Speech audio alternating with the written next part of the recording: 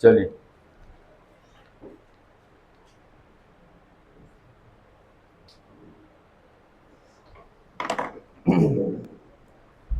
देखिए,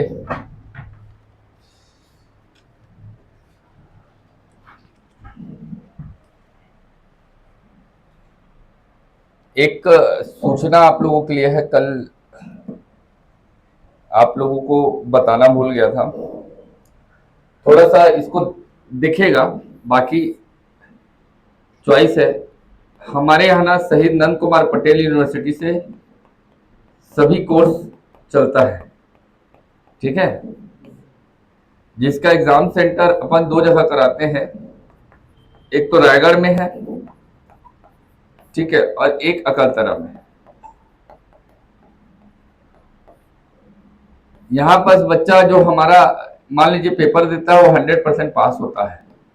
पास इसमें भी होगा, पर इसमें प्रायोरिटी ज्यादा है। तो जैसे हमारे यहाँ कोर्सेज चलती है पीजीडीसीए का, डीसीए का, डीसीए है, बीए है, बिलीव है, एमलिव है, इस टाइप के सभी कोर्सेज चलती है ना। तो इसमें अभी अपन एक ऑफर चला रहे हैं, आप आ जाओ। ऑफर चला रहे हैं, जिसको जिसको जानकारी नहीं है उनके लिए है। जैसे मान लीजिए बीसीए कर रहा है, 3 साल का कोर्स है ना। तो 3 साल का कोर्स जैसे वो हमारे यहाँ ज्वाइन करता है तो उसको 3 साल की कोचिंग फ्री, ठीक है। मतलब एक प्रकार से आप ये समझिए कि आपके ग्रेजुएशन या डिप्लोमा कोर्स के साथ आपको सिविल सर्विस की क्लासेस फ्री मिलेगी। दूसरा, जिस बच्चों को स्कॉलरशिप मिलता है, जैसे मान लीजिए ओबीसी वाले लोगों को मिलता है 12,000, एसटी एससी को 16,000, है ना, जिनका आता है उनकी बात कर रहा हूं। तो उसके साथ ये स्कॉलरशिप भी उसको मिलेगा। तो ऐसा कोई है आपके रेफरेंस से, या आप में से कोई है जिनको लग रहा है कि मेरा पीजी नहीं हुआ है, या जिनको लग रहा है कि मेरा ग्रेजुएशन नहीं हुआ है, वो हमारे यहाँ से कर सकता है। इसमें आपको क्लास अटेंड करना भी कंपलसरी नहीं है। अब क्लास करें या मत करें, पास कराने की जिम्मेदारी मेरी है, ठीक है। तो ऐसा कोई भी आपके रेफरेंस में होगा, क्योंकि अभी एडमिशन शुरू हो गए। तो जो कॉलेज वगैरह जाते हैं, कॉलेज में क्या है समस्या कि कॉलेज में मतलब हेल्प नहीं होता है ना। कुछ कॉलेजों में होता होगा, मुझे नहीं पता, जानकारी नहीं है। पर हेल्प कहने का मतलब आपके ग्रेजुएशन को कंप्लीट कराने या फिर आपके डिप्लोमा को कंप्लीट कराने के लिए जो रेफरेंस चाहिए वो नहीं होता है। जैसे एग्जाम हॉल में आप पेपर देते रहेंगे और वहां मैं या फिर हमारे जो टीम रहती है वो आपको हेल्प करेगी। जैसे ऑब्जेक्टिव है तो पूरा ऑब्जेक्टिव को अपन बता देंगे, ठीक है। लॉन्ग क्वेश्चन है, 3-4 लॉन्ग क्वेश्चन बता दिए, तो पास होना तो तय है। पास हमारे यहाँ अभी तक कोई बच्चा फेल हुआ, एक आध दो बच्चे फेल हुए हैं जो पेपर नहीं दिए हैं या फिर अपनी गलती से, है ना, गंभीरता से नहीं लिए हैं। बाकी अभी तक जितने भी 3 साल से चल रहा है, हमारे यहाँ 100% बच्चे पास होते हैं। दूसरा चीज, हमारे यहाँ से टॉपर निकलते हैं।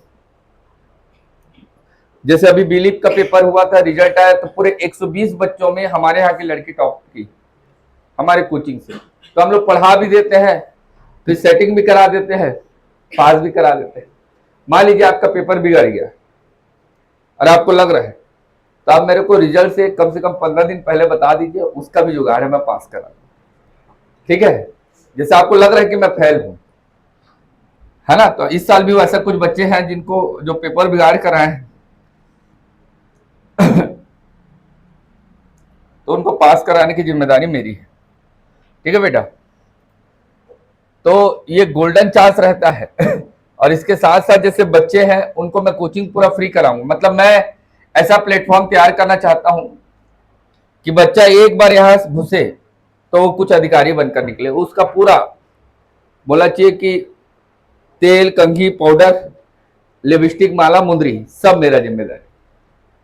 आने वाले समय में और ऊपर वाले की कृपा रही तो और अपन बहुत सारी चीजों को देखेंगे, ठीक है। पर अभी ये बहुत अच्छा ऑप्शन है। जिन बच्चों को लग रहा है कि हाँ ये चीज करना चाहिए तो वो कर सकते हैं, या उनके कोई रिलेटिव है या रेफरेंस से कोई भी है तो उनको एक बार आप जरूर बताइएगा। दूसरा चीज भाई, मैं आप लोगों से रिक्वेस्ट कर रहा हूं, क्योंकि हमारी चीजें ऑनलाइन प्लेटफॉर्म में एक्सप्लोर होनी चाहिए। तो आप लोगों को मैं कल मैसेज करके बकायदा बोला हूं, उसके बाद भी 1-2 लाइक जा रहे हैं वीडियो में। कम से कम 35 बच्चे तो हमारे क्लास में, तो 35 तो लाइक कर देने से क्या ही दिक्कत हो जाएगा आपको बताओ। Very good morning. आप लोग प्लीज कोई वीडियो डालता हो तो उसको एक बार लाइक कीजिएगा। भले ही कमेंट आप नहीं कर पा रहे हैं, आप लोग कोना है, मैं जान रहा हूं, बोल नहीं पाते हैं, तो कमेंट मत कीजिए, पर एक लाइक तो ठोक दीजिए कम से कम। मेरा एक आध वीडियो शेयर हो जाएगा तो हमारे क्लासेस का ही तो नाम होगा। ठीक है, तो ये अब ऐसा बोलना नहीं चाहिए आप लोगों को, है ना, मेरे को बोलना नहीं चाहिए, तुम्हारे से खुद से होना चाहिए। नहीं चल रहे सर हमारे लिए इतना मेहनत करते हैं तो थोड़ा सा मैं भी कर लूं। ये गुजरात है बेटा, गुजरात में एक देश बनाना समुद्री तट को, इसको बोलते हैं काठियावाड़ तट। क्या बोलते हैं? काठियावाड़ा तट, काठियावाड़ा कोस्टल एरिया, काठियावाड़ा समुद्री तट। ओके, गुजरात के कोस्टल एरिया को क्या कहते हैं? काठियावाड़। कल बताया हूं, ये आपका चेन्नई है, तमिलनाडु का चेन्नई। चेन्नई से मुंबई को जोड़ता है NH-48। अब मुंबई को दिल्ली से जोड़ेगा, तो चेन्नई से मुंबई, मुंबई से दिल्ली, ये NH-48 है। इसका प्राचीन नाम 4 और इसका प्राचीन नाम 8, इन दोनों को मर्ज करके क्या बना दिया? 4-8। ओके, तो चेन्नई को मुंबई से और मुंबई को दिल्ली से गोल्डन क्वाड्रिलेटरल, स्वर्णिम चतुर्भुज परियोजना के अंतर्गत भारत के 4 बड़े महानगरों को जोड़ा गया, जिसमें चेन्नई से मुंबई, मुंबई से दिल्ली। तो एक बेस बनाएंगे अपन लोग गुजरात में। याद रखना बेटा, नेशनल हाईवे 48 को जो कि मुंबई से कंटिन्यू करेंगे, मुंबई से भागेंगे तो ये राजस्थान का जयपुर है। मुंबई से गुजरात, गुजरात से जयपुर, NH-48। अब NH-48 में मुंबई से जैसे ही कंटिन्यू कर रहे हैं, गुजरात इंटर कर रहे हैं, तो सबसे पहले पकड़ना है बारदोली। क्या बोल रहा हूं? बारदोली। बारदोली से कंटिन्यू किए तो पाए हैं सूरत। क्या है? सूरत। ये बारदोली है, ये सूरत है। बारदोली, सूरत, सूरत से कंटिन्यू किए तो ये है आपका बड़ोदरा। क्या है? बारदोली है, सूरत है, बड़ोदरा है। ये है कोयली। क्या है? कोयली। ये कोयली, जबकि यह है कलोल। ये कलोल है, जबकि यह है अंकलेश्वर। अंकलेश्वर। क्या बोल रहा हूं? अंकलेश्वर। ये अंकलेश्वर है, जबकि यह है सारद। ये सारद है, ये आनंद है। क्या है? आनंद। ये सारद, ये आनंद। सारद, आनंद, जबकि यह है अहमदाबाद। क्या बोल रहा हूं? अहमदाबाद। ये अहमदाबाद है, यह है गांधीनगर। क्या है डियर? गांधीनगर। गांधीनगर से बारदोली, बारदोली से गांधीनगर, NH-48, नेशनल हाईवे 48, राष्ट्रीय राजमार्ग क्रमांक 48, चेन्नई से मुंबई, मुंबई से दिल्ली। इसमें 48 में कंटिन्यू करोगे तो मुंबई से बारदोली होते हुए पहुंचोगे सूरत, सूरत, सूरत से बड़ोदरा, कोयली, कलोल, अंकलेश्वर, सारद, आनंद, अहमदाबाद, गांधीनगर। ये काठियावाड़ा कोस्टल एरिया है। काठियावाड़ा में एक पकड़ना है कांडला। क्या बोल रहा हूं? कांडला है, यह है द्वारका। क्या है? द्वारका। ये कांडला है, ये द्वारका है, ये है जामनगर। क्या है? जामनगर। ये जामनगर है, जबकि ये है भावनगर। क्या है डियर? भावनगर। ये भावनगर, जबकि ये है सोमनाथ का मंदिर। कौन सा टेम्पल? सोमनाथ। सोमनाथ मंदिर है, सोमनाथ टेम्पल है डियर। ये सोमनाथ मंदिर, ये भावनगर, जामनगर, कांडला, द्वारका। ओके, याद रहेगा। ये है गिर नेशनल पार्क। गिर नेशनल पार्क बोलो। गिर नेशनल पार्क, याद रखना बेटा, गिर नेशनल पार्क। स्पॉट का नाम है जूनागढ़। जूनागढ़ याद रखना, एक जूनागढ़, दूसरा गिर नेशनल पार्क। ओके, ये गिर नेशनल पार्क है, जबकि यह है जूनानगर। जूनागढ़ याद रखना बेटा, जूनागढ़। ये है आपका कच्छ का रण। कच्छ का रण, कच्छ का रण। ये पकड़ना है लोथल। क्या बोल रहा हूं? ये लोथल है, जबकि एक पकड़ना है अलंग। क्या बोला? अलंग। ये लोथल, अलंग। ओके, ये लोथल है, ये अलंग है, ये सोमनाथ का मंदिर है, सोमनाथ टेम्पल। भावनगर, जामनगर, कांडला, द्वारका, कच्छ का रण। कच्छ का रण, कच्छ का रण याद रखना बेटा। इसी में ये सुरेंद्र नगर। क्या है? सुरेंद्र नगर। सुरेंद्र नगर, ये सुरेंद्र नगर है, जबकि एक पकड़ना है खेड़ा। क्या बोला? खेड़ा। खेड़ा को याद रखना है। ओके, इतना तो पहले पकड़िए।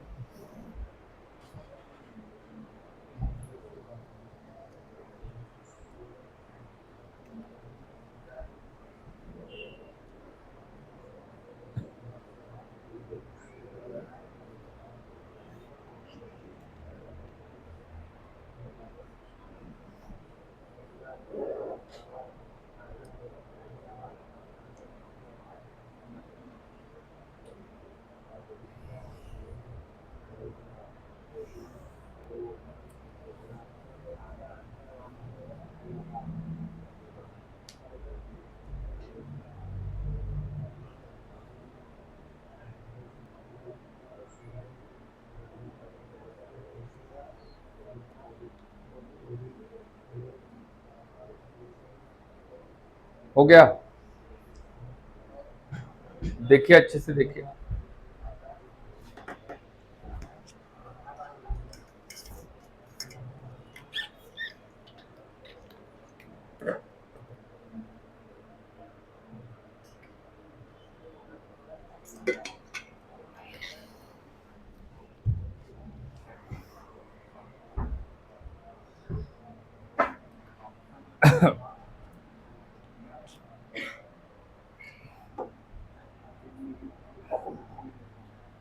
बस सब याद हो जाएगा, फोकस करना है बोर्ड में। हम पढ़ रहे गुजरात के बारे में।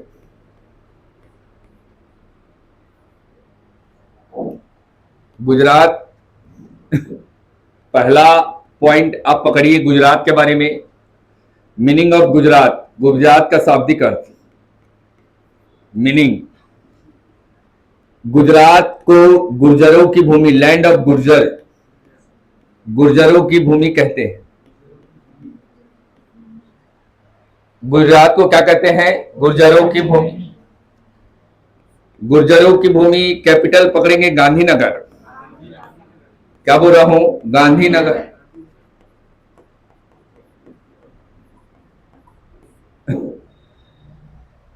गुजरात का शाब्दिक अर्थ गुर्जरों की भूमि, जबकि गुजरात की राजधानी है बोलूंगा तो Gandhinagar. First plan city of India, plan city, नियोजित शहर, प्लान करके बसाया गया। कैपिटल गांधीनगर, जबकि लैंग्वेज अगर बोलूंगा तो गुजराती। भाषा क्या है? गुजराती। यहाँ की भाषा है गुजराती, लैंग्वेज गुजराती है।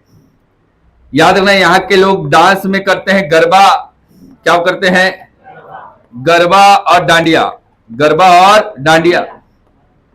एक्चुअल में गुजरात को प्राचीन समय में सौराष्ट्र के नाम से जानते थे। तो गुजरात का प्राचीन नाम क्या है, सौराष्ट्र। गुजरात का शाब्दिक अर्थ गुर्जरों की भूमि, राजधानी है गांधीनगर, भाषा क्या है, गुजराती। नृत्य में गरबा और डांडिया। इसके कोस्टल एरिया को, समुद्री तट को, कोस्टल एरिया को काठियावाड़ तट, काठियावाड़ा तट या काठियावाड़ तट, समुद्री तट है काठियावाड़ तट। काठियावाड़ तट अरब सागर पर स्थित काठियावाड़ तट, कोस्टल एरिया, गुजरात के कोस्टल एरिया को काठियावाड़ तट। इसी गुजरात में अगर मैं बात करूं तो एक हमको दिखेगा नेशनल हाईवे 48, NH 48, याद रखना बेटा। स्वर्णिम चतुर्भुज, गोल्डन क्वाड्रिलेटरल प्रोजेक्ट के अंतर्गत, याद रखो, स्वर्णिम चतुर्भुज परियोजना 1448 किलोमीटर है, सॉरी 1428 किलोमीटर है। 14 दूनी 28, 14 इंटू 28 किलोमीटर फैला हुआ है, 6 राज्यों से होकर गुजरता है। क्लियर? तो इस सब बारे में नेशनल हाईवे में पढ़ेंगे तब देखेंगे। जैसे ये 4 इंटू 2 मतलब 8, तो 48 में 14, 28 याद रखना, लेंथ को याद रखना। Okay dear? तो गुजरात के समुद्री तट को क्या कहते हैं, काठियावाड़। सीधा बैठिए, सीधा। Good morning everyone. गुजरात के कोस्टल एरिया को क्या बोलते हैं, काठियावाड़। गुजरात का शाब्दिक अर्थ क्या है, गुर्जरों की भूमि। इसकी राजधानी क्या है, गांधीनगर। भाषा कौन सा है, गुजराती। कौन सा नृत्य करते हैं, गरबा और डांडिया। Okay dear? याद रहेगा? ठीक। यह है बारदोली। नेशनल हाईवे 48 पर स्थित शहरों में सबसे पहला पकड़ना है बारदोली। बारदोली की बात करूं तो बारदोली जैसे ही माइंड में आया 1924 आना चाहिए। 1924 बारदोली। जब भी बारदोली माइंड में आ रहा तो बारदोली जैसे आया मतलब 1924 पकड़ाना चाहिए। बारदोली असहयोग आंदोलन के बाद, याद रखना बेटा, असहयोग आंदोलन, नॉन कॉपरेशन मूवमेंट। 1920 में असहयोग आंदोलन की शुरुआत, 1920 के बाद 1924 बोलो।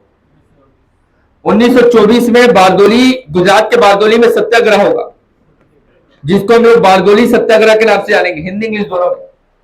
बारदोली सत्याग्रह। ये बाबू लिखना मत कर, राहुल लिखना मत कर। बारदोली सत्याग्रह। बारदोली सत्याग्रह जब भी आया माइंड में तो आपको याद रखना चाहिए, याद आना चाहिए सरदार वल्लभ भाई पटेल। सरदार वल्लभ भाई पटेल। सरदार वल्लभ भाई पटेल आया माइंड में तो वल्लभ भाई पटेल को सरदार की उपाधि कौन से सत्याग्रह में मिलेगी, पूछेगा बार बार एग्जाम में, पूछेगा तो बारदोली। ओके? कौन से सत्याग्रह में वल्लभ भाई पटेल को, कौन से सत्याग्रह में वल्लभ भाई पटेल को सरदार की उपाधि दी गई, तो याद रखना है आपका बारदोली सत्याग्रह। ओके? कहां गया है बारदोली सत्याग्रह?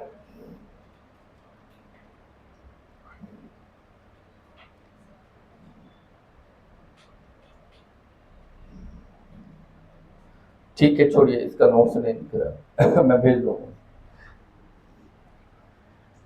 1924 में बारदोली सत्याग्रह, याद रखना है। असहयोग आंदोलन, अपन अभी हिस्ट्री पढ़ रहे हैं तीसरा क्लास, तो तीसरा क्लास में हम लोग पढ़ रहे हैं नेशनल मूवमेंट। और नेशनल मूवमेंट पढ़ रहे हैं मतलब हम लोग इसी के आसपास आने वाले, कांग्रेस की स्थापना करवा चुके हैं, तो अपन उसको डिटेल से देखेंगे। अभी मोटा मोटा बारदोली से याद रखना, बारदोली सत्याग्रह। बारदोली सत्याग्रह एक्चुअल में ये किसानों के लिए किया गया सत्याग्रह था, किसानों के लिए। किसानों ने इस बारदोली के क्षेत्र में 22% टैक्स की वृद्धि की थी। अंग्रेजों के द्वारा लगान वसूलने की प्रक्रिया है ना, भूमि से कर वसूलना, भूमि पे जो उगाही करेंगे उगाही के माध्यम से जितना भी उगाही होगा उसके माध्यम से कर वसूलने की प्रक्रिया। तो 22% तक टैक्स बढ़ा दिए थे लोग। तो यहां के लोग, है ना, अंग्रेजों से परेशान होकर जो सत्याग्रह करेंगे वो क्या कहलाएगा, बारदोली सत्याग्रह। तो इसको लीड करेंगे सरदार वल्लभ भाई पटेल। कौन बोल रहा हूं, सरदार वल्लभ भाई पटेल, भारत के लौह पुरुष हैं। भारत में यूनिटी के प्रतीक हैं। आगे अपन देखेंगे वल्लभ भाई पटेल। देखो गुजरात आया मतलब वल्लभ भाई पटेल आना चाहिए माइंड में। तो सरदार वल्लभ भाई पटेल के द्वारा बारदोली सत्याग्रह याद रखना बेटा 1924 में किया गया, जो कि एक सफल सत्याग्रह था। ठीक, और यहीं की महिलाएं, बारदोली की महिलाओं के द्वारा वल्लभ भाई पटेल को गांधी जी के नेतृत्व में महिलाओं ने गांधी जी को बोला, गांधी जी ने फिर क्या कहा, तो सरदार कहा, वल्लभ भाई पटेल को क्या कहा, सरदार। तो इसी के बाद इनका नाम क्या पड़ जाएगा, पूरा नाम सरदार वल्लभ भाई पटेल। तो कौन सा सत्याग्रह है, बारदोली, याद रहेगा 1924। बारदोली की महिलाओं के द्वारा वल्लभ भाई पटेल को आपका सरदार की उपाधि। बारदोली सत्याग्रह 1924 में हुआ, 1924 में हुआ बारदोली सत्याग्रह, और एक सफल सत्याग्रह है, सक्सेसफुल रहा। किसानों के लिए लड़ाई लड़ी गई थी, बस मोटा मोटा माइंड में सेट करके रखो। लगान वृद्धि के खिलाफ, याद रखना बेटा, अगेंस्ट लगान वृद्धि, लगान ग्रोथ, याद रखना बेटा, टैक्स को बढ़ा दिया गया था।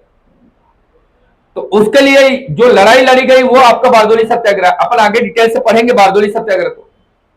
1924 और एक सफल सत्याग्रह था, और इसको लीड कर रहे थे सरदार वल्लभ भाई पटेल। इसीलिए याद रखना बेटा, बारदोली की महिलाओं के द्वारा वल्लभ भाई पटेल को सरदार की उपाधि दी गई।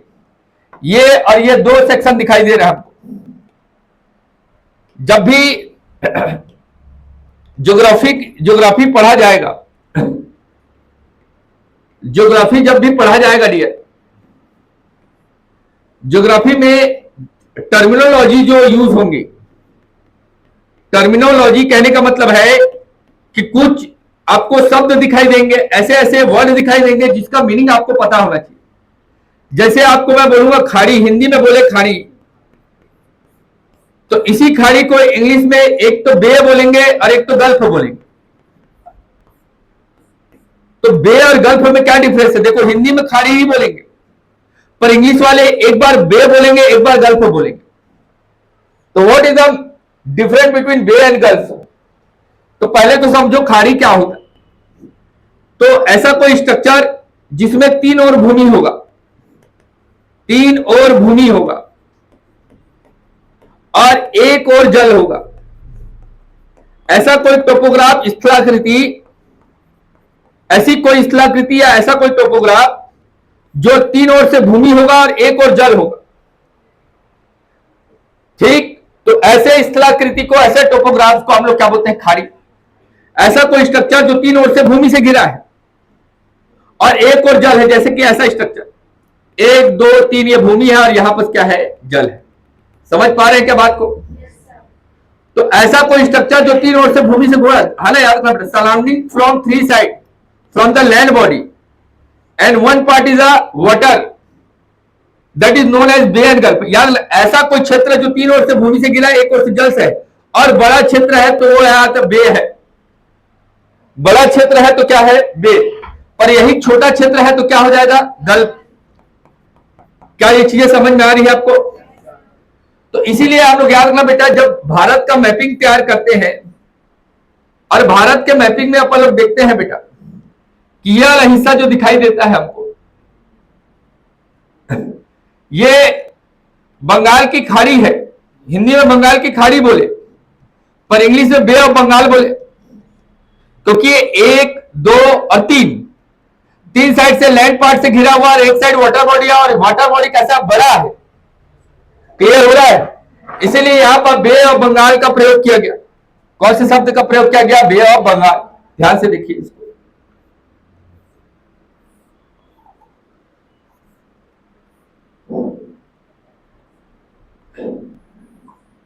ये ऐसा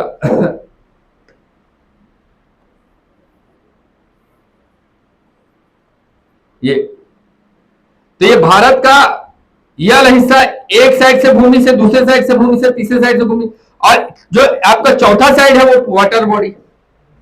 और वाटर बॉडी कैसा है? बड़ा है, लार्ज स्केल में। इसीलिए इसको बंगाल की खाड़ी हिंदी में तो बोले, पर इंग्लिश में क्या बोले? बे ऑफ बंगाल। तो बे ऑफ बंगाल। खाड़ी का अर्थ क्या होता है, समझ में आ रहा है? खाड़ी ऐसे क्षेत्र को कहेंगे जहां पर पानी जाकर मर्ज होगा एक जगह। तीन साइड लैंड बॉडी है ना? तीन साइड क्या है? लैंड बॉडी, और एक खाई जैसा स्ट्रक्चर है, या एक वाटर सरफेस है, बीच में वाटर सरफेस और तीन ओर से भूमि से घिरा हो। और इसी का उल्टा होगा, तीन ओर से जल से घिरा हो, एक ओर से भूमि, तो प्रायद्वीप और पेनिनसुला है। क्लियर?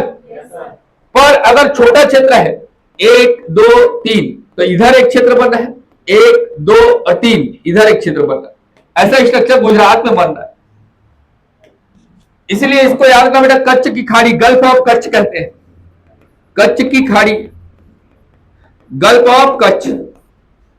और इसको अपन लोग बोलेंगे खंबात की खाड़ी, गल्फ ऑफ खंबात।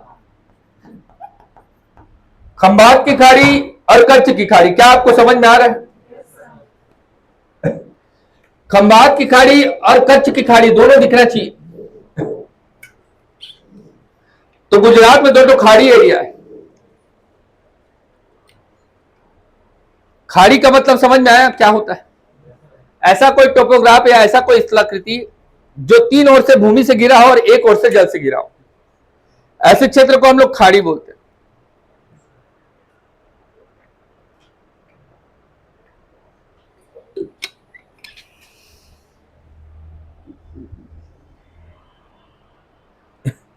क्लियर हुआ?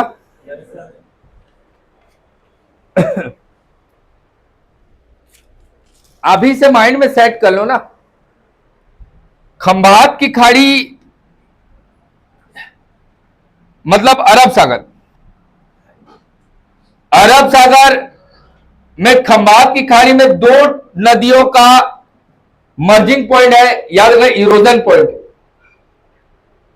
दो नदी, देखो जितने भी अपन नदी देखेंगे, भारत में नदियों को पढ़ेंगे, अगला टॉपिक जैसे आएगा भारत के भूगोल में,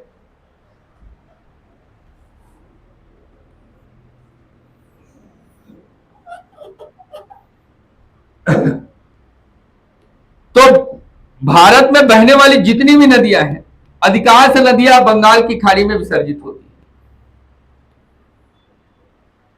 चाहे गोदावरी है, चाहे कृष्णा है, चाहे कावेरी है, चाहे ब्रह्मपुत्र है, चाहे गंगा है, मैक्सिमम रिवर जो है बंगाल की खाड़ी में विसर्जित होगी। याद रखना, इनका जो मुहाना या इनका जो आपका एक्सप्लोजन पॉइंट बनेगा, इरोजन पॉइंट बनेगा, वो सब बंगाल की खाड़ी। क्योंकि भारत में जो ढलान है वो पूर्व की साइड है, इसलिए जैसे महानदी की भी बात करेंगे तो महानदी निकलेगी और याद रखना उड़ीसा होते हुए बंगाल की खाड़ी में गिर जाएगी।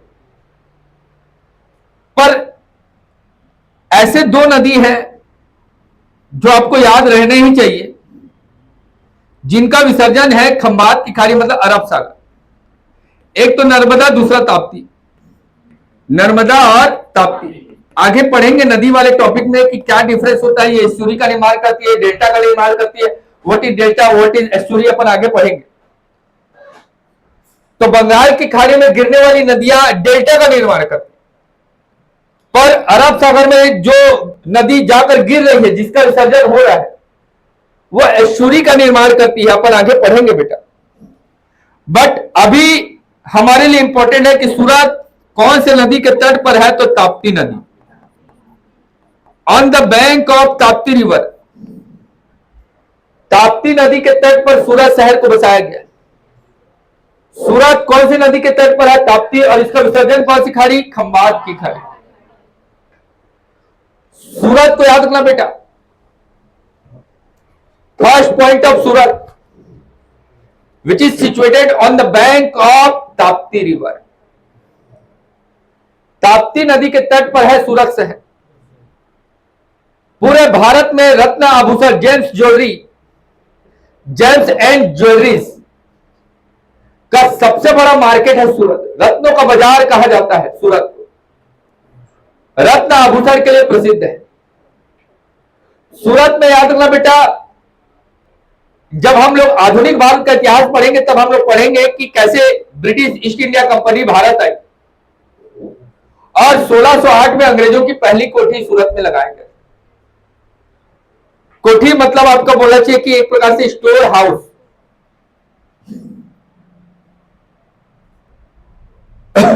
बारदोली, बारदोली के बाद अगला जो बोल रहा हूं मैं सूरत बोल रहा हूं।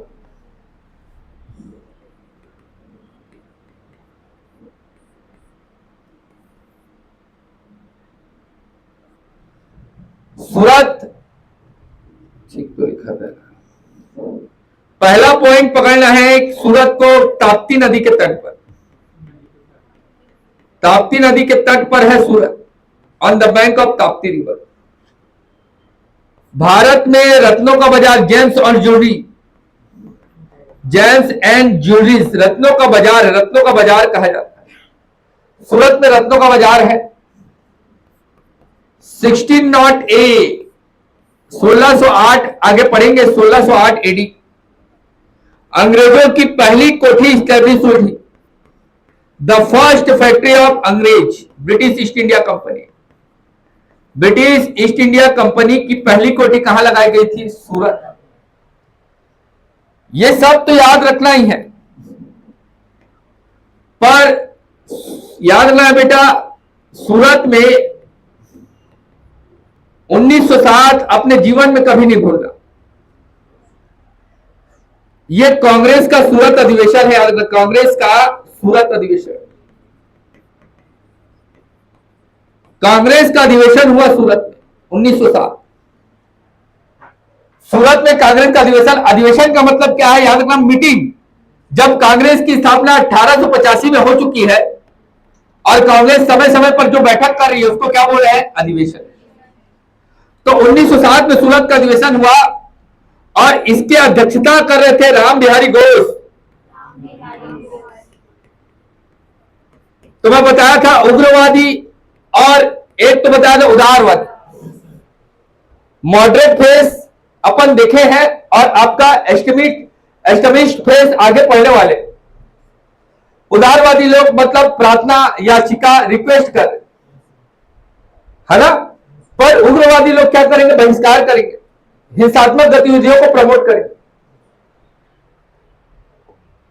तो याद रखना है बेटा, 1907 में अब सूरत में बैठक हुआ कांग्रेस का, जिसको कांग्रेस का सूरत अधिवेशन कहते हैं। 1907 में कांग्रेस का सूरत अधिवेशन हुआ। अब कांग्रेस के बड़े बड़े नेता लोग अलग अलग जगह से आए, जिसमें एक तो आपका याद रखना सीनियर सिटीजन भी थे और एक हमारे जैसे युवा वर्ग भी थे। आपका याद रखना बेटा, उग्रवादी और उदारवादी दोनों प्रकार के जो नेता थे वो इस अधिवेशन में भाग लिए थे। और इस अधिवेशन की अध्यक्षता कौन कर रहे थे? Ram Bihari Ghosh. Trying to observe बेटा, ये क्वेश्चन का जो है ना, 1907 में सूरत का अधिवेशन, ये तो सब जानते हैं, पर उसको लीड करने वाला पर्सनालिटी कौन था? राम बिहारी घोष। जबकि गरम दल के नेता जो चाह रहे थे, मतलब जो आपका उग्रवादी विचारधारा के लोग थे, वो चाहते थे कि लाला लाजपत राय बने, अध्यक्ष बने। अब तुम लोग चाहोगे कि नहीं, मान लीजिए लीडर राहुल सर बने और वहां पर किसी बुजुर्ग आदमी को बैठा दिया है अध्यक्षता बना के, तो तुम लोग पहले ही ठलक जाए रहोगे। ऐसे ही हुआ। अब राम बिहारी घोष का स्वागत करने के लिए बुलाए, तो एक जब बुलाते बुलाते माला पहनाया होगा मान लो, तो नारियल को देना था, स्वागत करने के लिए नारियल देते हैं, नहीं दिया होगा मान लो बोलो, या तो हाथ डाला होगा जाते आते माला पहनाते पहनाते। तो ये इस प्रकार से याद रखना बेटा, राम बिहारी घोष का अपमान हुआ और ये दोनों पार्टी आपस में लड़ गए। मतलब कांग्रेस का जो दो गुट था वो आपस में लड़ गए और यहीं से कांग्रेस दो भागों में बढ़ गया, जिसको हम लोग याद रखना गरम दल और नरम दल के नाम से जानते हैं। एक तो पार्टी का एक गुट तैयार हुआ जो क्या कहलाया? गरम दल, और दूसरा क्या कहलाया? नरम दल। हिंदी इंग्लिश दोनों में गरम दल और नरम दल, याद रहेगा। सूरत को रत्नों का बाजार, आभूषण का बाजार है। भारत में रत्नों का या आभूषण का, जेम्स ज्वेलरीज, जैन ज्वेलरी रिलेटेड टू मार्केट कहां है? तो सूरत, ताप्ती नदी के तट पर है, on the bank of Tapti river. Tapti नदी के तट पर है सूरत। रत्नों का बाजार है, आभूषण का बाजार है सूरत। सूरत में 1608 में अंग्रेजों की पहली फैक्ट्री कोठी स्टैब्लिश की गई थी। पर सबसे ज्यादा इंपॉर्टेंट है सूरत, कांग्रेस का सूरत अधिवेशन 1907। इसकी अध्यक्षता कौन कर रहे थे? राम बिहारी घोष। जबकि गरमपंथी नेता जो कि आपका उग्रवादी विचारधारा को फॉलो कर रहे थे, एक्सट्रीमिस्ट लोग, याद रखना बेटा, इनके द्वारा यह डिमांड था कि अध्यक्षता किसको दी जानी चाहिए? तो लाला लाजपत राय। और लाला लाजपत राय को अध्यक्षता न देकर किसको प्राप्त होगी? रासबिहारी घोष। रासबिहारी घोष। ओके, तो इस प्रकार से याद रखना बेटा, इसी अधिवेशन में कांग्रेस आपस में लड़ गए। जो कांग्रेस के बड़े बड़े नेता थे वो आपस में लड़ गए, और जब लड़ेंगे तो फिर दो भागों में बढ़ जाएंगे। इसीलिए याद रखना 1907 का सूरत अधिवेशन है जो रिस्पॉन्सिबल है कांग्रेस के दो गुटों का विभाजन। याद रखना, पहला गुट क्या कहलाया? गरम दल, और दूसरा क्या कहलाया? नरम। कांग्रेस के बड़े बड़े नेता दो गुटों में विभाजित हो गए, नरम दल और गरम दल। कौन सा अधिवेशन था? सूरत अधिवेशन 1907। ओके, देखो तो भाई, सूरत अधिवेशन ये सूरत में हुआ, कांग्रेस का सूरत अधिवेशन कब हुआ? 1907। इसकी अध्यक्षता कौन कर रहे थे? रासबिहारी घोष। रासबिहारी घोष। जबकि गरमपंथी जो नेता थे, एक्सट्रीमिस्ट नेता जो थे, वो क्या चाहते थे? लाला लाजपत राय को। इसलिए कांग्रेस, याद रखना बेटा, दो गुटों में बढ़ गया, नरमपंथी और गरमपंथी, मॉडरेट फेस और एक्सट्रीमिस्ट फेस। याद रखना, और यहीं से राष्ट्रीय आंदोलन धीरे हो जाएगा। आंदोलन क्या हो जाएगा? धीरे हो जाएगा। ठीक, सूरत फूट के नाम से इसको जाना जाता है। याद रखना, कभी क्वेश्चन को बदल कर दे देगा। लाल बाल पाल, ये आपका याद रखना बेटा गरमपंथी नेता है। जबकि नरमपंथी नेता में मैं आपको पढ़ाया भी हूं, गोपाल कृष्ण गोखले, और ये सारे जो नेता है उनके नाम याद रखना है। ठीक है, यहां से एक दो क्वेश्चन भी डाला गया है आपके लिए। याद रखना, सूरत अधिवेशन कब हुआ? तो 1907। और इसकी अध्यक्षता कौन कर रहे थे? तो रासबिहारी। ये सूरत है।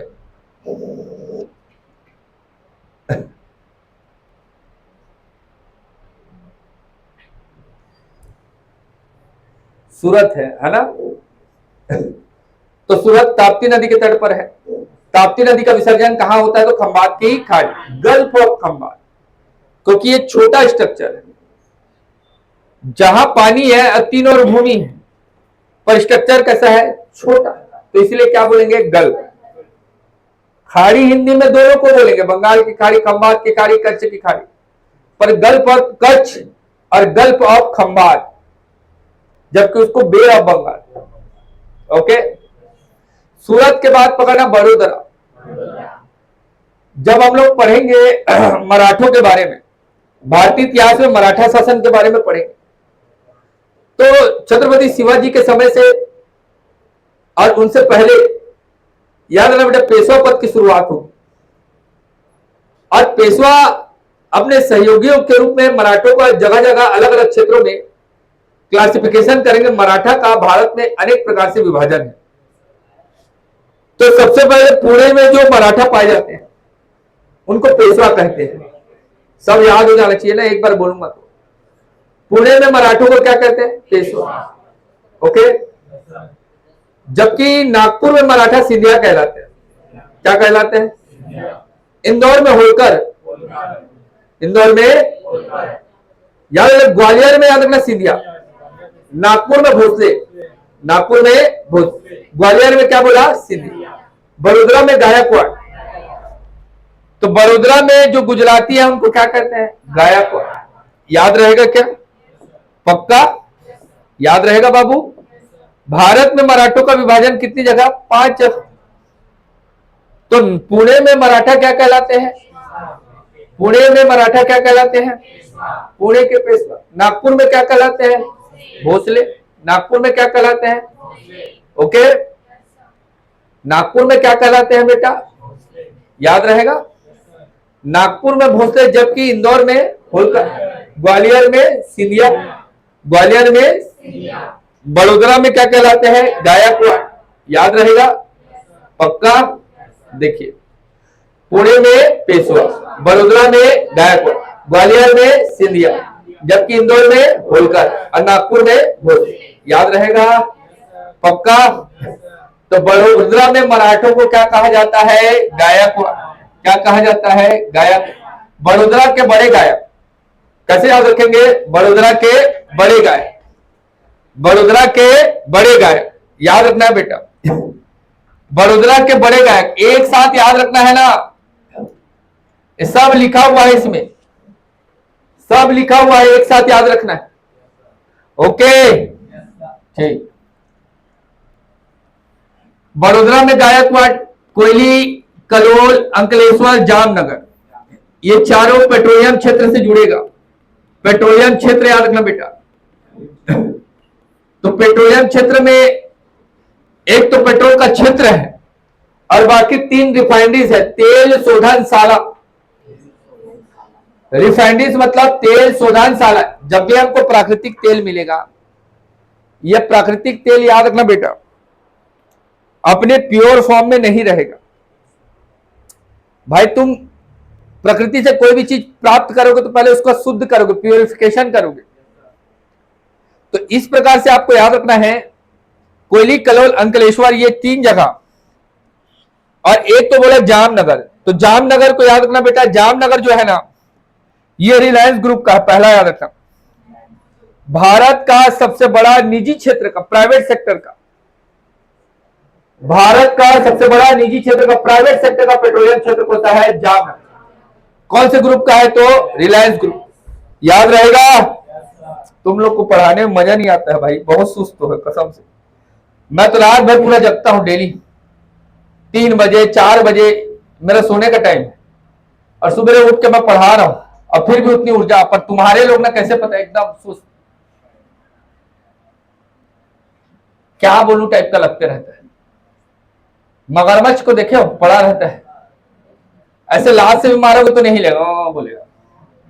वैसी कोयली, जामनगर, अंकलेश्वर, कलोल, ये सब नोट्स में डाल दिए। तो कलोल याद रखना बेटा, कलोल ये पेट्रोलियम क्षेत्र है, उत्पादक क्षेत्र है बेटा, याद रखना। पेट्रोलियम प्रोड्यूस होता है भारत में, भारतीय सरकार के द्वारा, मतलब गवर्नमेंट सेक्टर का, ओएनजीसी के अंतर्गत। ओपन नेचुरल गैस आगे अपन लोग पढ़ेंगे ओएनजीसी के बारे में। ओएनजीसी के अंतर्गत जो आपका सबसे बड़ा पेट्रोलियम क्षेत्र दिखाई दे रहा है वो कौन सा है? कलोल। जबकि कोयली, जामनगर, अंकलेश्वर तेल शोधनशाला है, रिफाइनरीज लिखा हुआ है सब। जामनगर रिलायंस ग्रुप का है, भारत का सबसे बड़ा निजी क्षेत्र का है, याद रखना, प्राइवेट सेक्टर का, रिलायंस इंडस्ट्री का जामनगर। याद हो गया क्या? पक्का? ठीक। बारदोली 1924, बारदोली सत्याग्रह, जिसमें सरदार वल्लभ भाई पटेल को सरदार की उपाधि बारदोली सत्याग्रह में प्राप्त हुई है। ये किसानों के लिए किया गया सत्याग्रह है। यहाँ की महिलाओं के द्वारा गांधी जी के नेतृत्व में सरदार की उपाधि किसको दी गई? वल्लभ भाई। ताप्ती नदी के तट पर कौन सा है? सूरत। रत्नों का आभूषण का बाजार है सूरत। 1608 में अंग्रेजों की कोठी। याद रखना 1907 में सूरत अधिवेशन, यहीं से कांग्रेस 2 गुटों में बढ़ गया, नरम दल और मराठा का भारत में 5 जगह विभाजन, जिसमें बड़ोदरा में मराठों को क्या कहा जाता है? गायकवाड़, कोयली, कलोल, अंकलेश्वर और जामनगर। क्या बोला? जामनगर, कोयली, कलोल, अंकलेश्वर। तो कौन सा बोल रहा हूं? कोयली। क्या है ये? भारत में ओएनजीसी के अंतर्गत सबसे बड़ा पेट्रोलियम क्षेत्र, सॉरी कलोल सबसे बड़ा पेट्रोलियम क्षेत्र। याद रहेगा? कलोल पेट्रोलियम क्षेत्र है, उत्पादक। यहां से पेट्रोल निकालते हैं, यहां पर शुद्ध करते हैं। और ये निजी सेक्टर का आपका जामनगर पेट्रोलियम क्षेत्र है, किसका है? तो रिलायंस ग्रुप। ओके, याद रहेगा? ये है आपका सारथ। सारथ को याद रखना है, जैसे कि आपका बजाज की गाड़ी बनती है ना, बजाज की गाड़ी बनती है, वैसे एक दिन रतन टाटा, टाटा कंपनी के मालिक जो अभी नहीं है, रतन टाटा जब एक दिन जा रहे थे तो कार में ट्रेवल कर रहे थे, तो भयंकर बरसात हो रही थी, भयंकर लेवल में पानी गिर रहा था। तो अपने विंडो से देख रहे थे कि एक व्यक्ति अपना स्कूटर में, एक व्यक्ति अपना बाइक में जा रहा है, जो कि अपने परिवार, बीबी बच्चों को रखा हुआ है, अब भीग रहा है।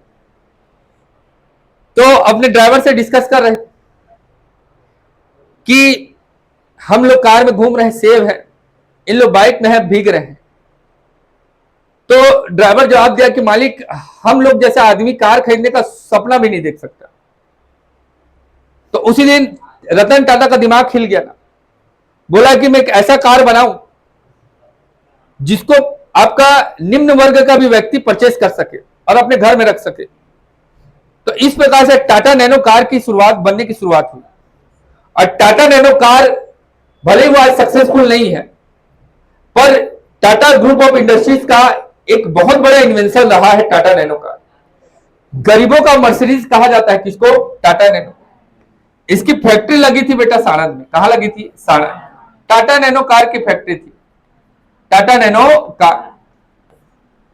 इसकी फैक्ट्री कहां थी? तो साणंद। आनंद में याद रखना बेटा, आनंद में आनंद मिल्क यूनियन लिमिटेड है, अमूल है। क्या है? अमूल। अमूल का पूरा नाम क्या है? आनंद मिल्क यूनियन लिमिटेड।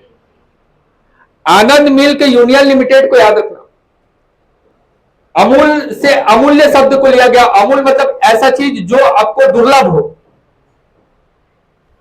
तो पूरे भारत में आज हम लोग जो मिल्क प्रोडक्ट पी रहे हैं या मिल्क प्रोडक्ट प्राप्त कर रहे हैं, चाहे आपका छाछ हो, चाहे लस्सी हो, चाहे आपका बटर हो, चाहे कुछ भी हो, क्रीम हो, चाहे आपका मिल्क हो, या फिर आपका कोई भी मिल्क प्रोडक्ट को भी ले रहे हैं, अमूल का लेते हैं। और अमूल की फैक्ट्री कहां है? तो आनंद। अमूल का पूरा नाम क्या है? तो आनंद मिल्क यूनियन लिमिटेड। याद रखना बेटा, यहां के सभी जो आपका बोलना चाहिए कि सभी छोटा बड़ा सभी आपका व्यापारिक वर्ग जो आनंद गांव से बिलोंग करता है, सबका थोड़ा थोड़ा पैसा लगाकर ये कंपनी बना है। इसीलिए ऐसी कंपनी को सहकारी कंपनी, कोऑपरेटिव कंपनी, सहकारी कंपनी, कोऑपरेटिव कंपनी। तो अमूल एक सहकारी कंपनी है जो कि दूध उत्पादन का कार्य करती है। दुग्ध उत्पादन का कार्य कौन करता है? तो अमूल। अमूल का पूरा नाम क्या है? आनंद मिल्क यूनियन। दूध क्रांति के जनक अगर बोलेगा तो डॉक्टर वर्गीस कुरियन। वर्गीस कुरियन भारत में श्वेत क्रांति के जनक या दूध क्रांति के जनक है वर्गीस कुरियन। इन्हीं के प्रयासों के द्वारा अमूल फैक्ट्री की स्थापना हुई और भारत में एक आपका व्हाइट रिवॉल्यूशन की शुरुआत हुई, है ना। दूध उत्पादन में भारत नंबर 1, 2, 3, 4 में आ रहा है। मतलब अच्छा स्थान है पूरे वर्ल्ड वाइड लेवल में अगर बात करें दूध के उत्पादन में। तो उसका सिर्फ और सिर्फ कारण क्या है बेटा? आनंद। आनंद याद रहेगा। अहमदाबाद। अहमदाबाद पे याद रखना बेटा, सूती वस्त्र के लिए प्रसिद्ध है अहमदाबाद। इसीलिए भारत का मैनचेस्टर किसे कहते हैं? अहमदाबाद। भारत का मैनचेस्टर कहते हैं अहमदाबाद को। इसी अहमदाबाद से लगा हुआ गांधीनगर है जहां साबरमती आश्रम है। गांधी जी ने इसी आश्रम से, याद रखना बेटा, दांडी यात्रा की शुरुआत की थी। सब याद करेंगे। पहले बोलो ये नाम याद हुआ क्या? चल यार खड़े हो तो तू बोले, गरिमा जितना याद आ रहा है बोल। अच्छा बैठ के बोल भाई, तेरे को अनकंफर्टेबल हो रहा है, बोल बैठ।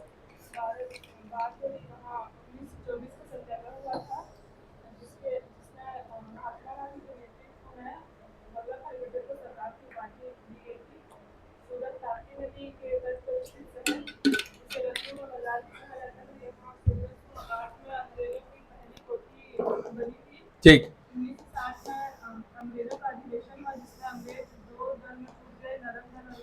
अंग्रेज नहीं टूटे, कांग्रेस। अंग्रेज को तोड़ना है हम लोगों को, ठीक है।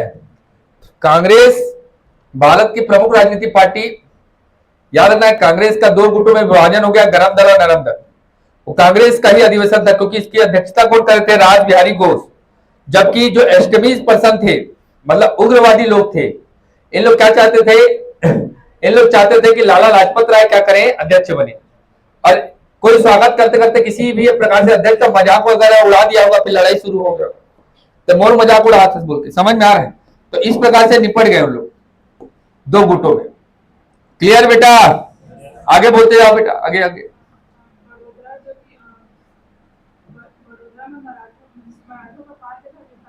भारत में पूरे मराठा 5 जगह क्लासिफाइड है, जिनमें से मराठा, बड़ोदरा के मराठा को गायकवाड़, ठीक। बीइंग इंजीनियर बेटा, एज ए इंजीनियर आपके अंदर अलग कॉन्फिडेंस होना चाहिए, तो उस हिसाब से आप बोलिए।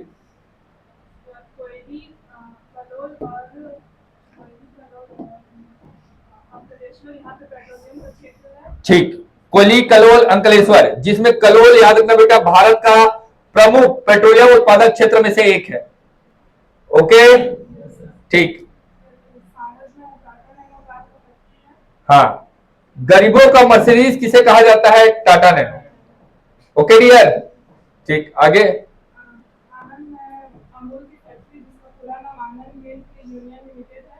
हाँ, आनंद मिल्क यूनियन लिमिटेड एक कोऑपरेटिव कंपनी थी, सहकारी कंपनी है।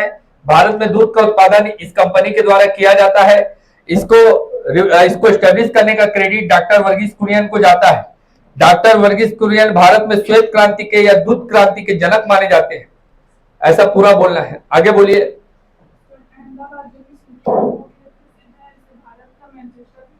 ठीक, अहमदाबाद को भारत का मैनचेस्टर, पूर्व का बोस्टन, 2 पॉइंट।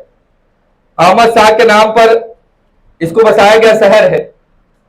अक्षरधाम टेम्पल है, पर अक्षरधाम टेम्पल दिल्ली में भी है, इसीलिए कंफ्यूज हो गए करके मैं टेम्पल नहीं बता रहा, पर अक्षरधाम टेम्पल कहां है? तो अहमदाबाद। ओके, क्लियर, समझ में आ रहा बाबू? हाँ, ठीक। गांधीनगर, गांधीनगर में साबरमती आश्रम है, गांधी जी का आश्रम, गांधी जी का आश्रम पूरा देखेंगे हर एक पॉइंट को अभी। ठीक, इधर से बोलिए, चलो से जल्द खड़े हो, पूरा बोलो, रिपीट करो, अच्छे से बोलो। सबसे पहले है 48, नेशनल हाईवे 48, जो कि आपका चेन्नई से मुंबई, मुंबई से दिल्ली को जोड़ता है।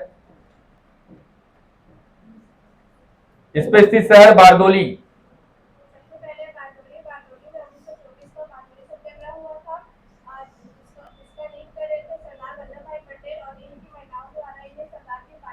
ठीक,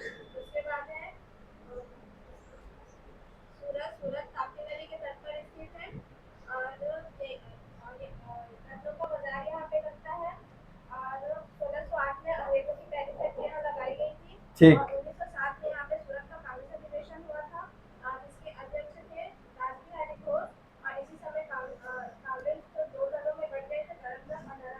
ठीक,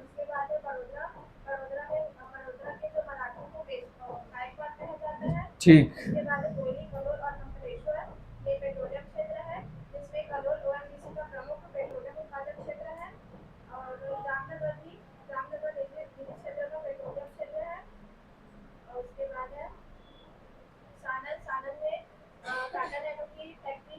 हाँ, ठीक।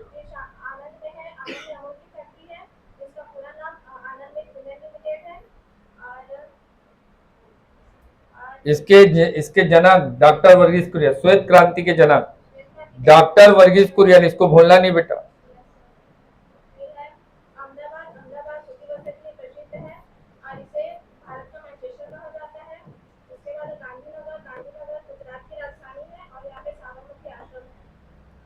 ठीक है, बैठिए। अब देखो बेटा, सुनते जाना ना, ठीक है?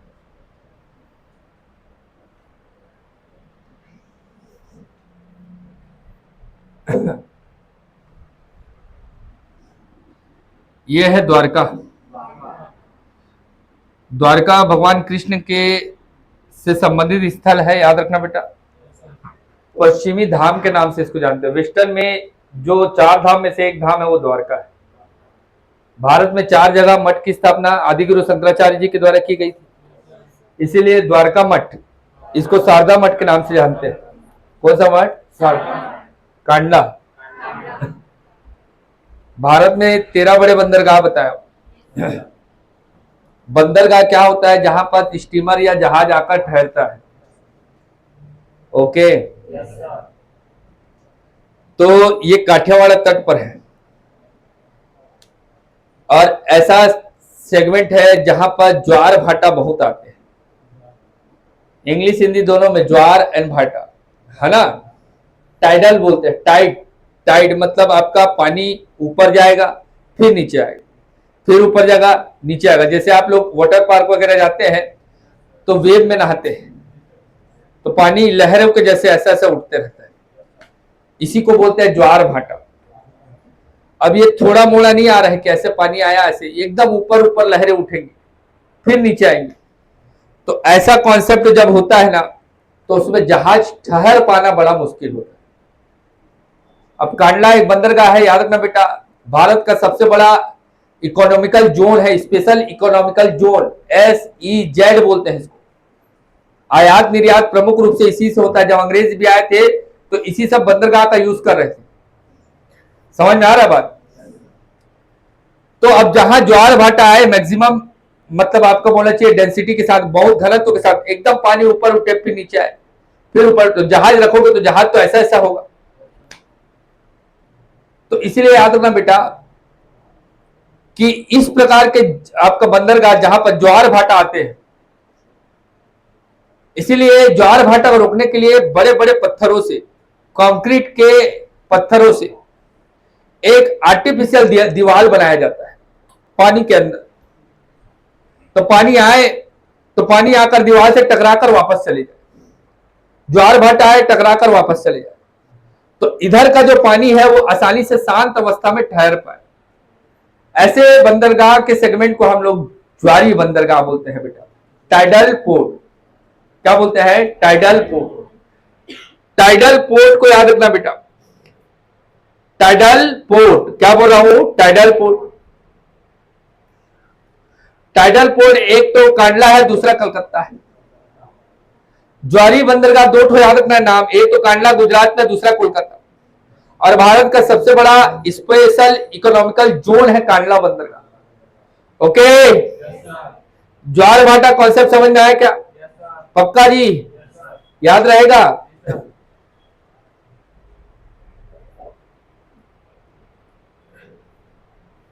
पहले बता दे रहा हूं, फिर नोट्स पर काम करेंगे, है ना। इधर देखिए, द्वारका में मैं बोला कि द्वारका कृष्ण भगवान से संबंधित स्थल है, कृष्ण भगवान की स्थली कही जाती है द्वारका। कृष्ण भगवान ने यहां पर एक नगर बसाया था, कृष्ण का नगर कहते हैं द्वारका को, जो समुद्र के अंदर अभी भी धसा हुआ है, ऐसा बोलते हैं साइंटिस्ट लोग। इस पर रिसर्च कर रहे हैं। जो गोताखोर होते हैं उन लोग जाते हैं पानी की गहराइयों में और देखना, रिसर्च करके आते हैं, तो आज भी एविडेंस मिलता है द्वारका नगरी का। पर यह सब काम का नहीं है। द्वारका दो रूप से इंपॉर्टेंट है हमारे लिए। भारत में 4 जगह धाम है, एक तो आपका पुरी, पुरी, बद्रीनाथ और केदारनाथ, इधर द्वारका, नीचे में रामेश्वरम। 4 धाम में से एक कौन सा है? द्वारका। हिंदू सनातन धर्म में जो आदि गुरु हुए शंकराचार्य, इन शंकराचार्य जी के द्वारा याद रखना बेटा 4 प्रसिद्ध मठ की स्थापना की गई। 4 प्रसिद्ध मठ में से एक मठ कौन सा है? द्वारका मठ, जिसको शारदा मठ के नाम से जाना जाता है। कांडला एक ज्वारी बंदरगाह है, टाइडल पोर्ट है, जहां पर समुद्र का पानी आकर ठहरता नहीं था, ज्वार भाटा बहुत आते थे, इसलिए कंक्रीट वॉल से उस ज्वार भाटा को मेंटेन किया जाता है। ऐसे बंदरगाह के कॉन्सेप्ट को हम लोग टाइडल पोर्ट, ज्वारी बंदरगाह कहते हैं। ओके, याद रहेगा। जामनगर में रिलायंस ग्रुप का, RIL, रिलायंस ग्रुप का निजी क्षेत्र का पेट्रोलियम रिफाइनरीज है। कौन सा? जामनगर। ये भावनगर, नमक का भाव बोलना, क्या बोलना है? नमक का भाव, नमक अनुसंधान केंद्र, सॉल्ट रिसर्च सेंटर। इसी के बगल में पोरबंदर है, गांधी जी का जन्म स्थान, गांधी जी का जन्म। गांधी को पूरा डिटेल से बताओ। ये गिर नेशनल पार्क है, गिर नेशनल पार्क याद रखना बेटा, नेशनल पार्क। इस नेशनल पार्क की विशेषता है, यहां एशियाई लॉयन पाया जाता है। एशियाटिक लॉयन कहां पाया जाता है? तो पूरे भारत में एकमात्र जगह है वो गिर नेशनल। बब्बर शेर जानते हो?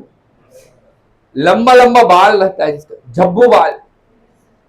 एक बार ऐसा मुंह फाड़ेगा ना तो कम से कम यहां से 15 किलोमीटर की दूरी तक आवाज सुनाई देगा, इतना भयंकर होता है बब्बर शेर। बब्बर शेर एशियाटिक लॉयन कौन से नेशनल पार्क में पाया जाता है? तो गिर नेशनल पार्क, गिर नेशनल पार्क। इस बब्बर शेर की विशेषता होती है ना, ये कभी भी अपना भोजन स्वयं नहीं प्राप्त करेगा। बकायदा शेरनी जब तक भोजन लाएगी नहीं तब तक ये खाएगा नहीं। तो देख लो बेटा, तुम लोग में कौन है बब्बर शेर, देख लो। अरे खुद तो चाय निकाल के पी रहे हो तुम लोगों, क्या स्थिति। बब्बर शेर, बब्बर शेर की विशेषता है ना, ये खुद भोजन नहीं करेगा। जब तक शेरनी लाएगी नहीं तब तक ये खुद नहीं करेगा। तो हमको उससे काम नहीं, हमको किससे काम है? एशियाटिक लायन कहां मिलता है? तो गिरनार नेशनल। जबकि ये कच्छ का रण है। कच्छ का रण में सुरेंद्र नगर जो लिखा हूं, इस वाले क्षेत्र में जंगली गधा, जंगली गधा, जंगली गधा कहां मिलेगा? कच्छ का। भारत का सबसे बड़ा बायोस्फीयर रिजर्व क्षेत्र। भारत में कितने बायोस्फीयर रिजर्व? 18। 18 में पहला कौन सा? नीलगिरी। आखिरी कौन सा? पन्ना। आखिरी कौन सा? पन्ना। नीलगिरी भारत का पहला बायोस्फीयर रिजर्व क्षेत्र 1986। 2011 में कौन सा बताया था? पन्ना। कौन सा बताया था? पन्ना। फिर से याद कराऊंगा, टेंशन मत। भारत का सबसे बड़ा कच्छ का रण, भारत का सबसे बड़ा दलदली क्षेत्र है ये कच्छ का रण। इधर से आएगा लूनी नदी, लूनी नदी आगे पढ़ेंगे। लूनी नदी का विसर्जन पॉइंट कच्छ का रण। ये सब क्वेश्चन एग्जाम में आते हैं, बार बार बता रहा हूं ना। कच्छ का रण भारत में 18 बायोस्फीयर रिजर्व में से एक, भारत का सबसे बड़ा बायोस्फीयर रिजर्व क्षेत्र। जंगली गधा के लिए प्रसिद्ध है सुरेंद्र नगर। कच्छ का रण में सुरेंद्र नगर, जंगली गधा। एशियाटिक लायन कहा? तो भारत का पहला बायोस्फीयर रिजर्व कौन सा? नीलगिरी। अंतिम कौन सा? पन्ना। पहला कौन सा? नीलगिरी 1986। 2011 पन्ना कौन सा? 2011। ओके। भारत का सबसे बड़ा गबरू मतलब बड़ा, गबरू मतलब गुजरात, और गुजरात में कौन सा? डिब्रू मतलब छोटा, डिब्रू सेखवा, डिब्रू सेखवा असम में। 4 बायोस्फीयर रिजर्व याद हो गया ना? ठीक, आगे बायोस्फीयर रिजर्व वाले टॉपिक में याद करेंगे। हो गया जी? ये भावनगर। Short research Somnath. सोमनाथ का मंदिर को याद रखना है, भारत के 12 ज्योतिर्लिंग में से एक। कल बताया त्र्यंबकेश्वर की पहाड़ी में त्र्यंबकेश्वर ज्योतिर्लिंग, आज बता रहे सोमनाथ, पहले बता दिया रामेश्वरम। 3 ज्योतिर्लिंग तो पहले याद कर लो। सोमनाथ मंदिर भारत के 12 ज्योतिर्लिंग में से एक। प्राचीन समय में सबसे ज्यादा राजस्व प्राप्त करने वाला मंदिर है सोमनाथ। पहले समय में बैंक का कॉन्सेप्ट नहीं था, तो हर व्यक्ति अपना सोना चांदी आभूषण को मंदिरों में लगता था, और मंदिरों का भंजन करने वाला महमूद गजनबी, आगे पढ़ेंगे, भारत में 17 बार आक्रमण किया। तो 16वें नंबर का आक्रमण किया था सोमनाथ मंदिर 1025। कब किया था? और सोमनाथ मंदिर को लूटा, मंदिर को तोड़ दिया था कौन? महमूद गजनबी। आगे हिस्ट्री में पढ़ेंगे।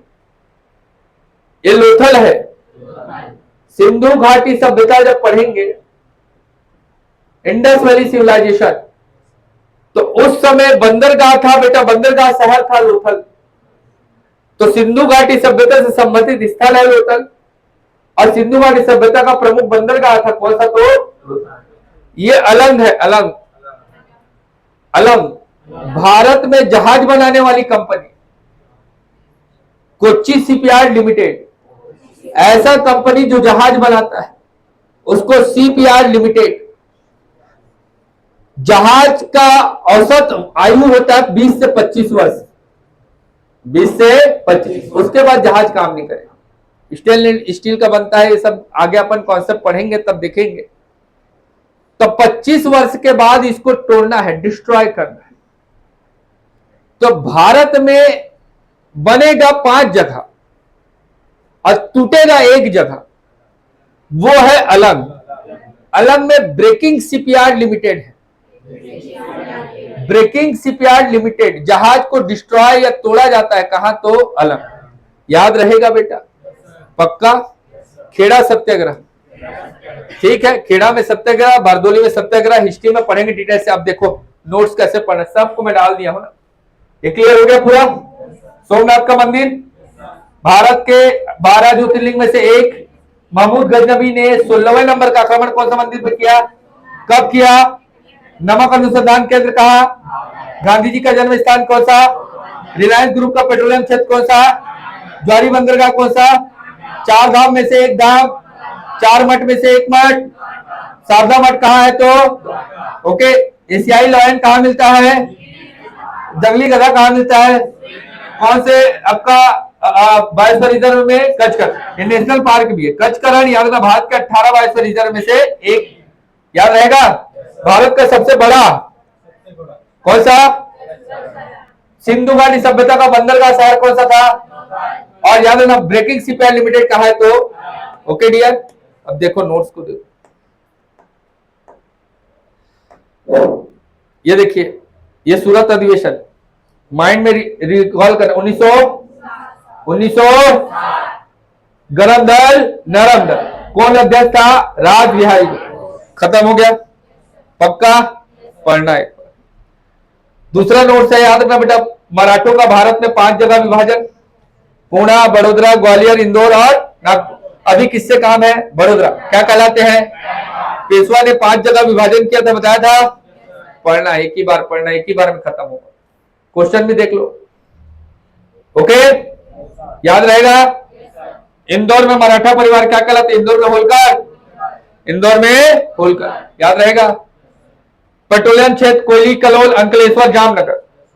तो कलोल में पेट्रोलियम उत्पादक क्षेत्र, प्रोड्यूसिंग एरिया, पेट्रोल यहां से निकालेंगे, रिफाइनरी 2 जगह में करेंगे, अंकलेश्वर और कोयली, गवर्नमेंट सेक्टर का है। जबकि जामनगर क्या है तो बेटा प्राइवेट, रिलायंस ग्रुप का है। ओके, जामनगर को पेट्रोलियम की राजधानी के रूप से जाना जाता है, जबकि कोयली भारत की शुरुआती रिफाइनरीज में से एक है। अंकलेश्वर और कलोल के तेल क्षेत्रों से कच्चा तेल प्राप्त होता है, अंकलेश्वर और कलोल, याद रहेगा। क्वेश्चन है, क्वेश्चन को सॉल्व कर दो। देखिए बेटा, अहमदाबाद के बारे में देखते हैं। 1411 में इसको सुल्तान अहमद शाह के द्वारा बसाया गया, इसीलिए अहमदाबाद अहमद शाह के नाम पर बसा है। अहमद शाह कब बसाया गया? 1411। आगे पढ़ेंगे अहमद शाह के बारे में हिस्ट्री। 2017 में अहमदाबाद को भारत का पहला वर्ल्ड हेरिटेज साइट घोषित किया गया था। भारत का पहला विश्व विरासत सूची में शामिल कौन सा शहर है? अहमदाबाद। ओके, भारत का मैनचेस्टर, पूर्व का बोस्टन, क्योंकि यहाँ सूती वस्त्र ज्यादा प्रसिद्ध है। अपने विशाल कपड़ा उद्योग, टेक्सटाइल मार्केट के लिए प्रसिद्ध होने के कारण इसको पूर्व का बोस्टन या फिर आपका भारत का मैनचेस्टर कहते हैं। ओके, महात्मा गांधी का निवास स्थान है, यहीं से दांडी यात्रा की शुरुआत की थी आपका कौन? गांधी जी। आगे देखेंगे दांडी मार्च के बारे में। ओके बेटा, वेरी गुड।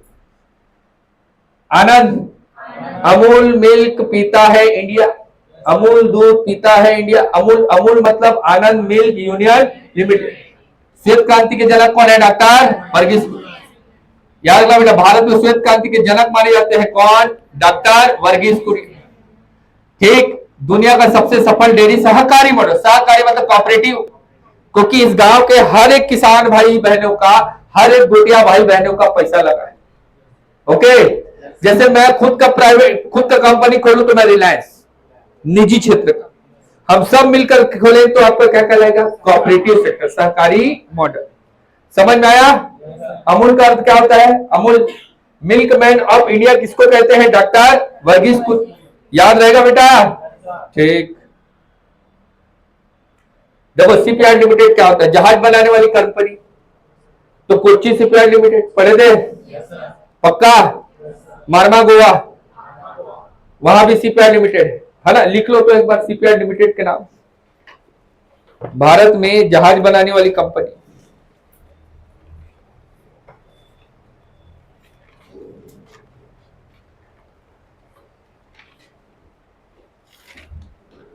पहले लिखेंगे Kochi shipyard limited, Kochi shipyard limited.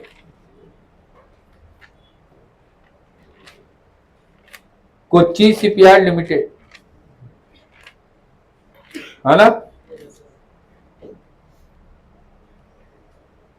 दूसरा लिखेंगे मारमा गोवा, गोवा में है।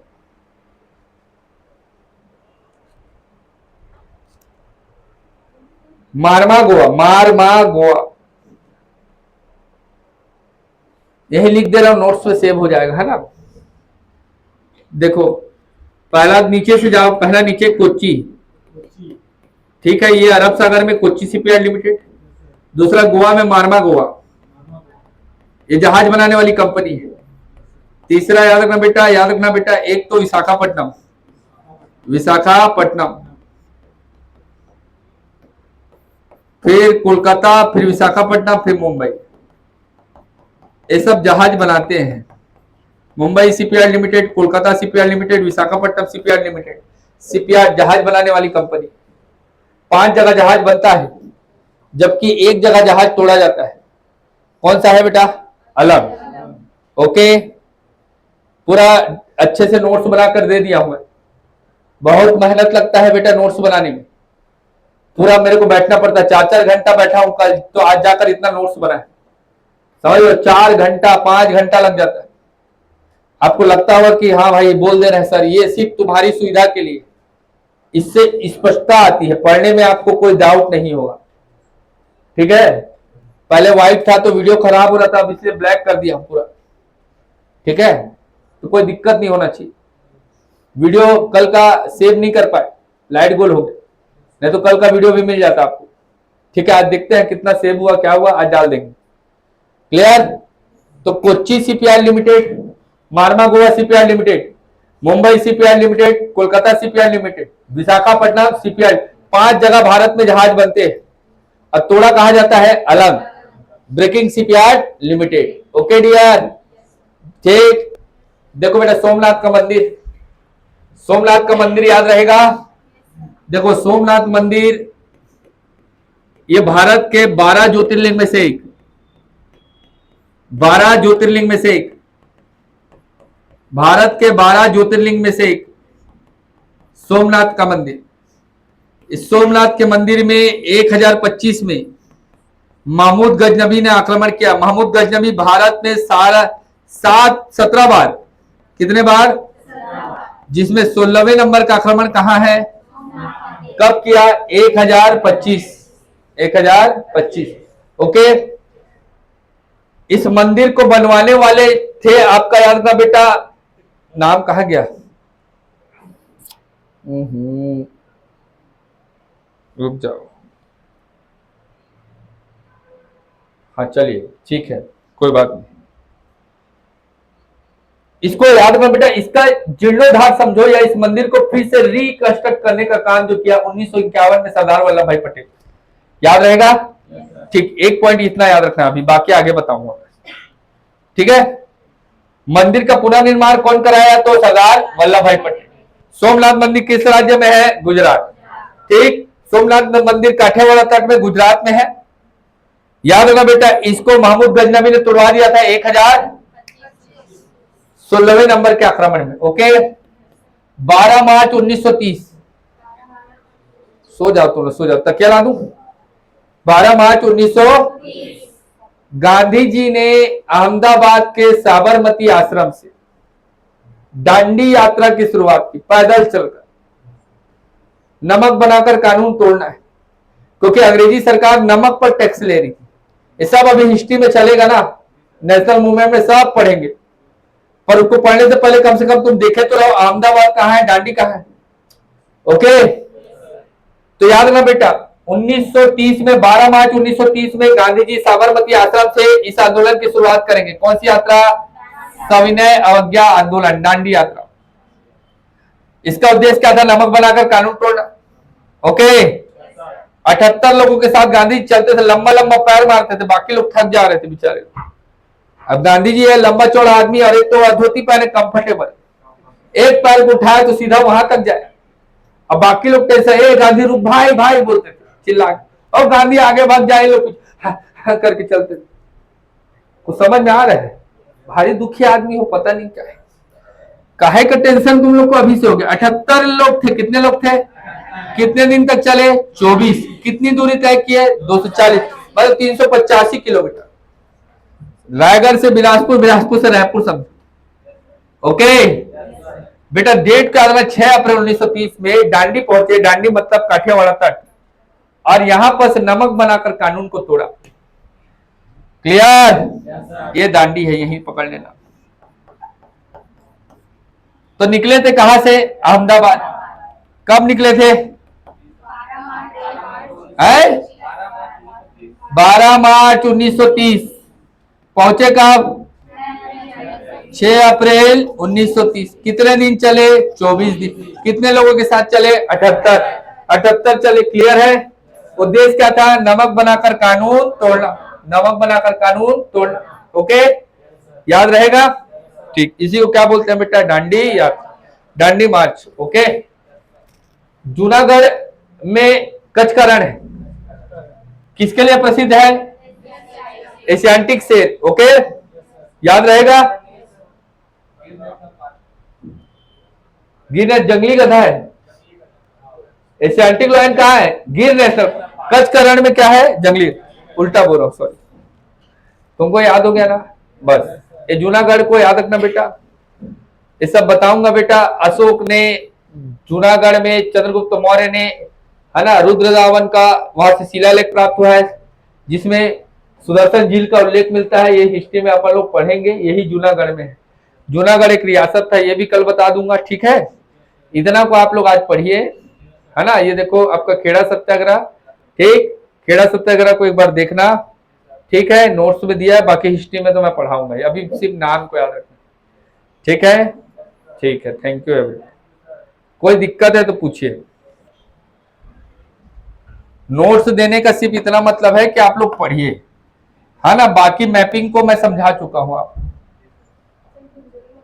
गुर्जर मतलब गुजराती लोग जी। गुज्जर मतलब गुजराती लोग। नहीं नहीं, मेला वाला गुर्जर नहीं है भाई, तुम कैसे वैसे बोल सकते हैं।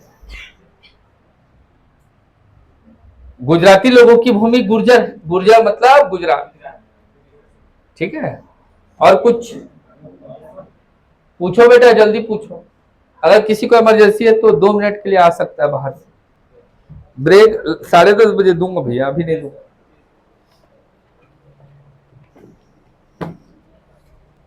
आज एकदम गणित का पूरा कोना कोना छान डालेंगे, इसलिए बोल रहा हूँ। एकदम किसी को भी एकदम इमरजेंसी है, मैं आंख बंद कर लिया हूँ, आप लोग जाइए।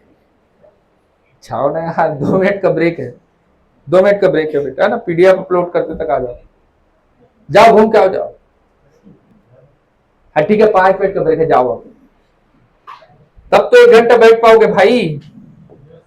1 घंटा बैठना भी तो है आपको।